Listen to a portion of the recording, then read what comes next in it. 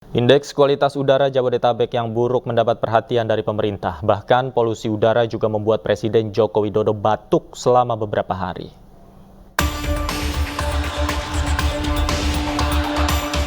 Kualitas udara Jabodetabek yang kian memburuk tidak hanya berdampak pada masyarakat, namun juga berdampak pada Presiden Republik Indonesia Joko Widodo.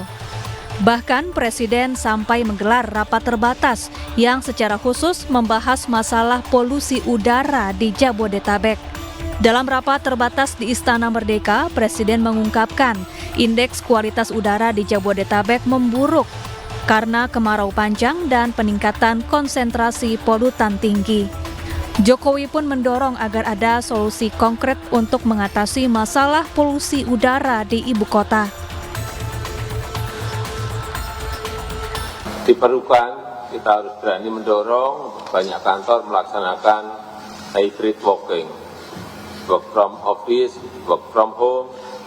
Mungkin saya nggak tahu nanti dari kesepakatan di rapat terbatas ini, apakah 7525 atau angka yang lain. Akibat indeks kualitas udara yang tidak sehat, Presiden Joko Widodo mengalami batuk selama beberapa hari. Dokter juga menyatakan polusi udara menjadi penyebab batuk yang dialami Presiden. Hal itu diungkapkan Menteri Pariwisata dan Ekonomi Kreatif sekaligus Menteri ESDM ad interim Sandiaga Uno. Presiden minta dalam waktu 1 minggu, ini ada langkah konkret karena Presiden sendiri sudah batuk, katanya sudah hampir 4 minggu. Beliau belum pernah merasakan seperti ini dan kemungkinan dokter menyampaikan ada kontribusi daripada udara yang tidak sehat dan kualitasnya buruk. Untuk mengurangi polusi yang terjadi, pemerintah mendorong solusi jangka pendek, menengah, dan jangka panjang.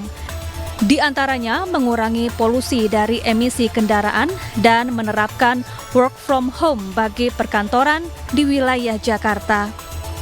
Dari Jakarta, tim liputan iNews melaporkan.